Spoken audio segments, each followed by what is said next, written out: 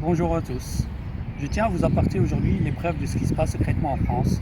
Voici quelques livres sur les 30 que j'ai lus. Tout d'abord, celui de Papa Pafou de Lorraine D. Je vais vous lire un petit extrait de ce livre. Papa, tu as été choqué, électrocuté. Il n'y a rien de plus dégradant, choquant, humiliant. Il est le temps de stopper ces tortures moyenâgeuses, infondées. Elles dégradent, amenuisent la confiance en soi, l'estime de soi et indirectement le lien thérapeutique. Le soignant devient le bourreau et le patient se mure dans un silence nouveau. Que dire des contentions? Jambes, bras, abdomen, immobilisés jour et nuit. Imaginez-vous attaché. Que ressentirez-vous? Ensuite, voilà le livre de Madame Christelle Rossard, J'ai survécu à la psychiatrie, où nous apprenons qu'1 800 000 personnes sont directement concernées par la psychiatrie. En France, 350 000 sont en hôpital. Pour 100 000 habitants, il y aurait une hospitalisation contrainte.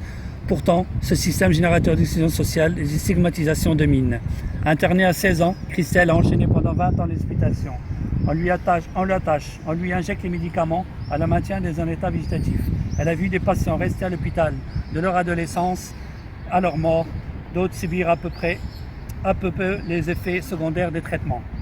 Ensuite, Enfermez-les tous, de Catherine Devéry et Philippe Bernardet.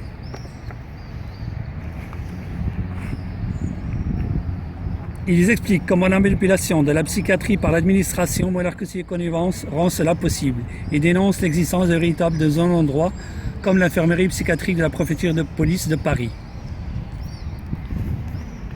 Enfin, l'asile de la honte du journaliste Pascal Colombani.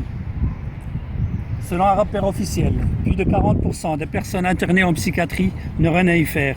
Or, chacun de nous peut en être la victime. En effet, il est trop facile de faire interner un tiers, sécuritarise les abus et permet de couvrir toutes les turpitudes, argent, sexe, pouvoir.